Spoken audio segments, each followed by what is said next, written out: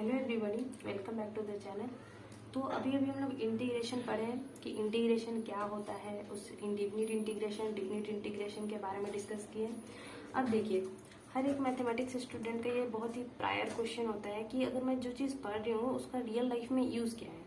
क्योंकि जब तक कोई चीज़ रियल लाइफ में यूज़ नहीं होता, आप उसे विजुअलाइज नहीं कर पाते हो, उसे अंडरस्टैंड करना काफ़ी डिफिकल्ट होता है। ठीक है, तो इंटीग्रेशन जो होता है उसका भी रियल लाइफ एप्लीकेशन होता है। ऐसा नहीं है कि उसका रियल लाइफ एप्लीकेशन नहीं है। ठीक है, तो जो हम लोग एप्लीकेशन ऑफ इंटीग्रल्स बेसिकली पढ़ते हैं वो एक्चुअली किसी भी कर्व का एरिया डिटरमाइन करने के लिए करते हैं। ठीक है, जैसे कोई भी अगर जो कि ज्योमेट्रिकली डिफाइंड कर्व नहीं है। ठीक है, जैसे अगर मान लो मैं एक आर्बिट्रेरी कर्व जो है वो ड्रॉ कर देती हूँ और पूछती हूँ कि इससे ये अगर एक्सिस पे लाई कर रहा है हमारे, ठीक है, कोऑर्डिनेट एक्सिस पे, तो ये कितना एरिया कवर कर रहा है। तो ना ही ये रेक्टेंगुलर शेप है, ना ही ये स्क्वायर शेप है, तो इसका एरिया डिटरमाइन करना ऐसे तो बहुत डिफिकल्ट हो जाएगा। तो हम लोग क्या करते हैं, ऐसे ही केसेस में इंटीग्रेशन का हेल्प करके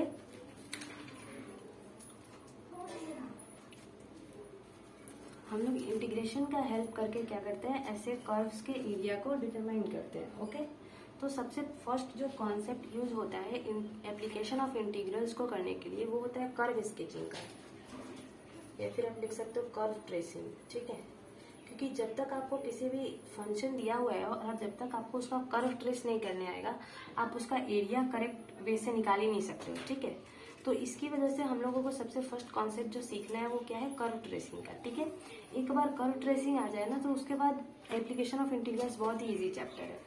उसमें आपको काफी बेसिक इंटीग्रेशन रहता है। डिफरेंट इंटीग्रेशन सिर्फ लिमिट पुट करने से ही सॉल्व हो जाता है, लेकिन उसका कर्व बनाने में ही थोड़ा प्रॉब्लम होता है। ठीक है, तो हम बहुत बेसिक से स्टार्ट करते हैं। सबसे फर्स्ट जो कर्व आपको दिया रहता है वो दिया रहता है पैराबोला। ठीक है, जिसका इक्वेशन कुछ इस फॉर्म में रहता है, y square equal to 4ax। देखिए, दो टाइप का पैराबोला होता है। ओके, पहला होता है हॉरिजेंटल और दूसरा होता है वर्टिकल। ठीक है, ये आपको जो जिस पैराबोला का है वो है हॉरिजेंटल पैराबोला। ठीक है, हॉरिजेंटल पैराबोला। ओके, अब एक इक्वेशन होता है x square equal to 4ay। ठीक है, ये किसका इक्वेशन होता है, वर्टिकल पैराबोला का। ओके, अब देखिए इस दोनों का जो ग्राफ होता है वो भी थोड़ा अलग अलग बनता है। हॉरिजेंटल पैराबोला कैसे बनता है, इस टाइप से बनता है। ठीक है,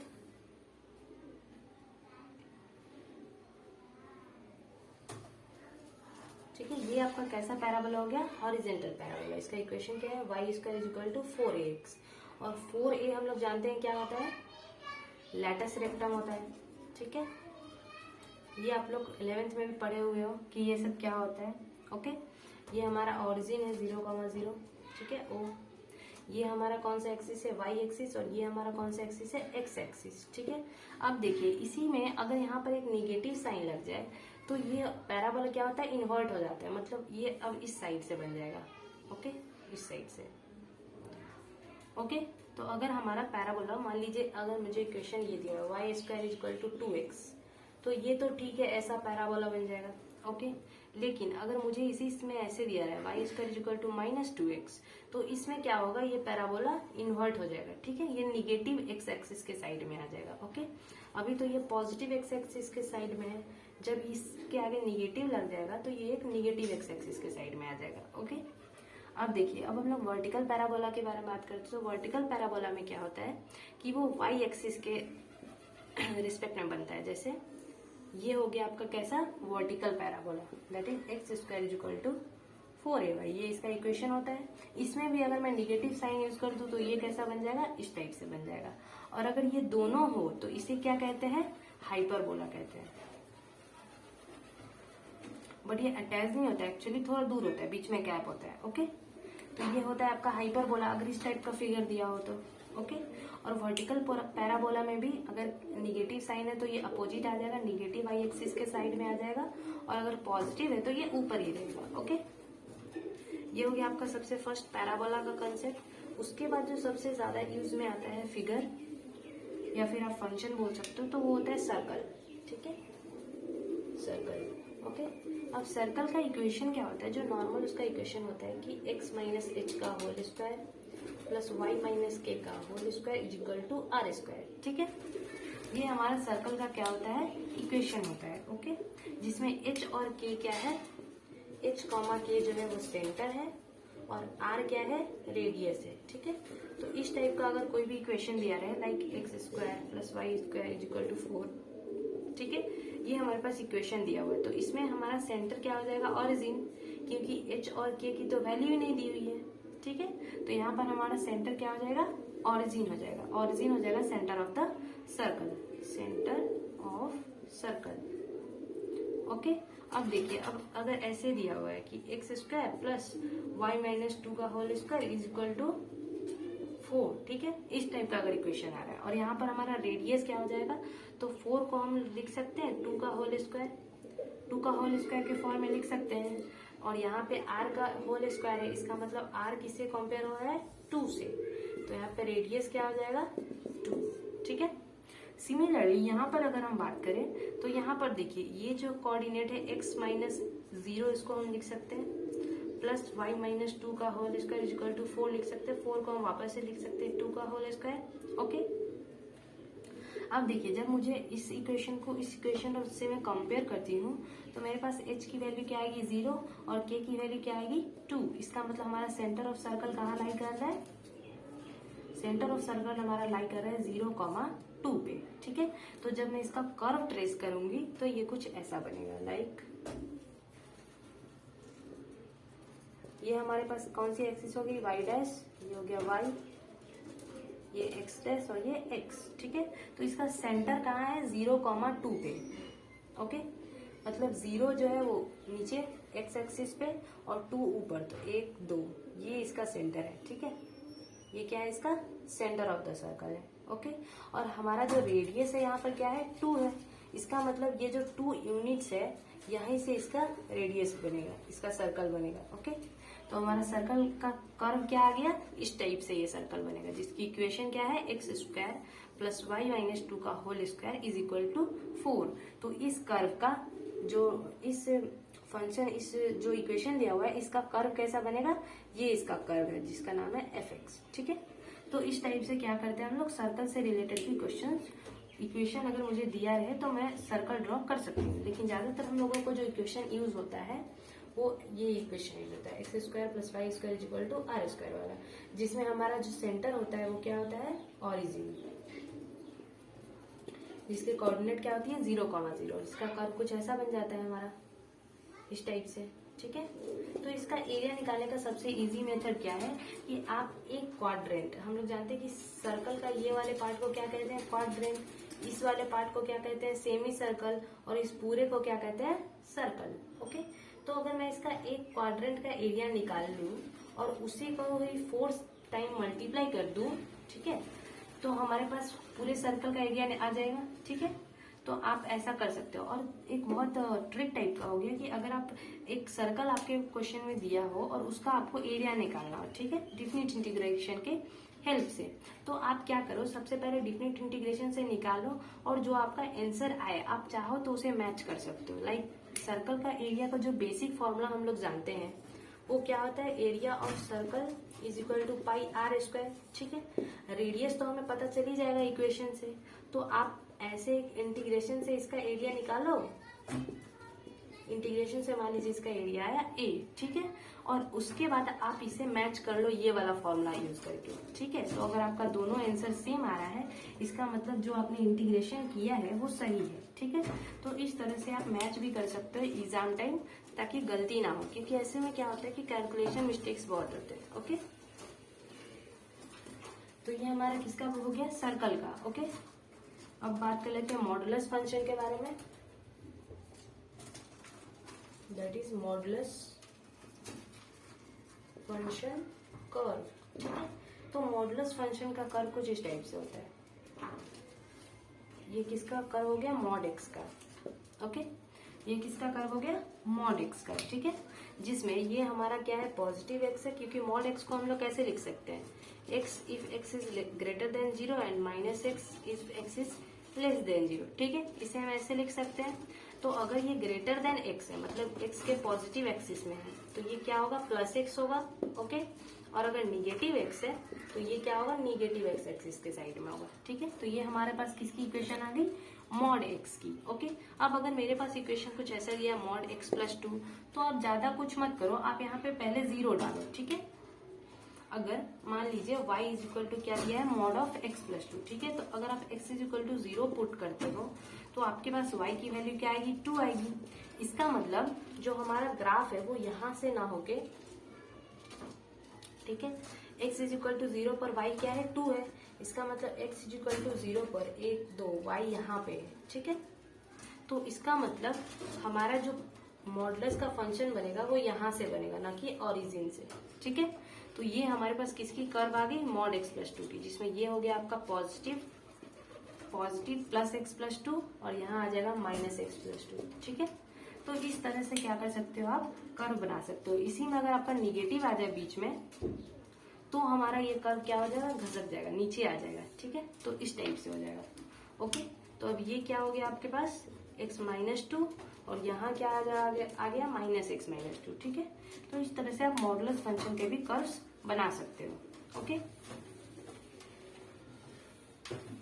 अब देखिए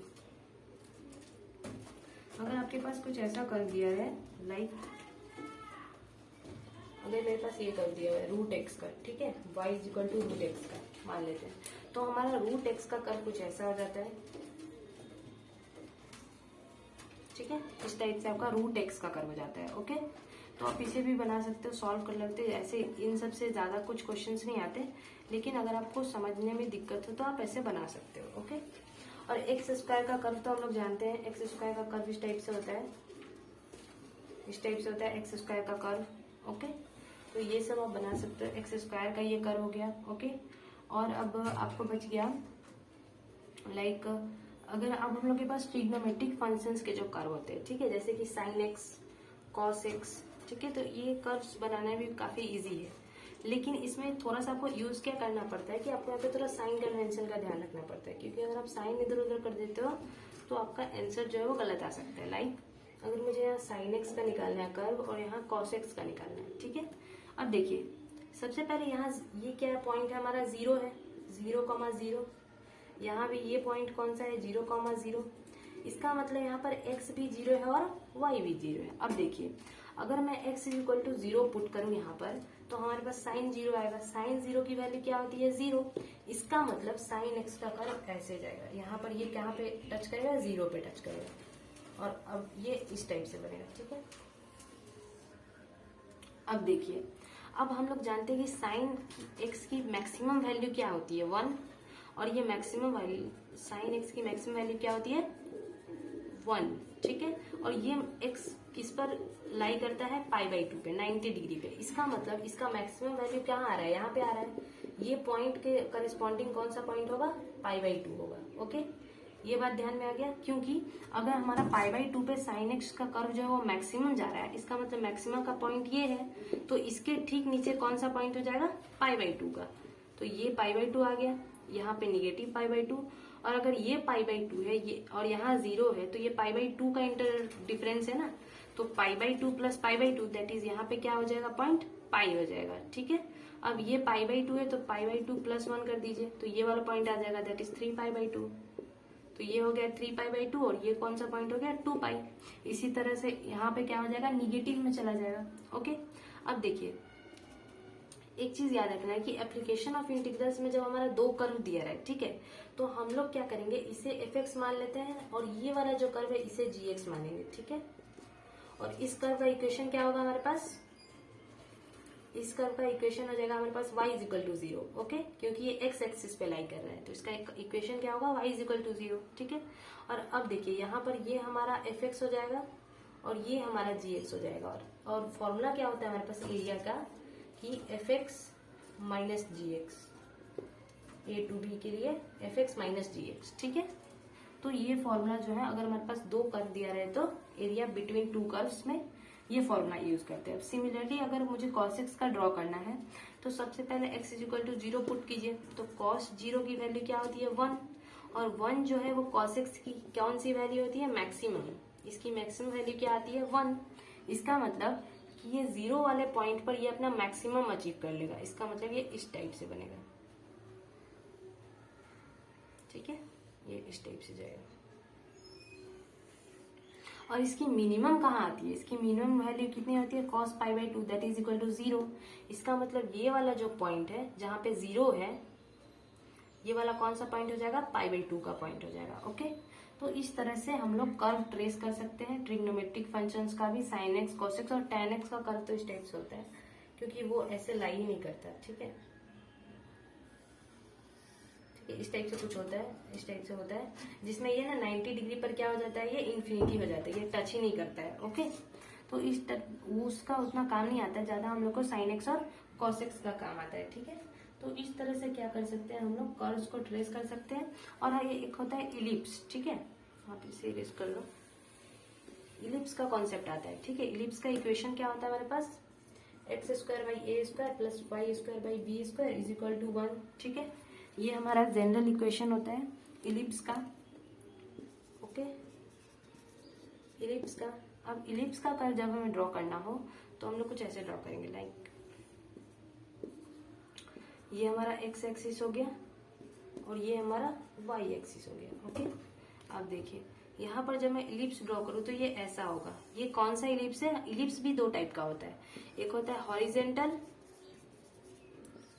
हॉरिजेंटल इलिप्स और एक होता है वर्टिकल इलिप्स।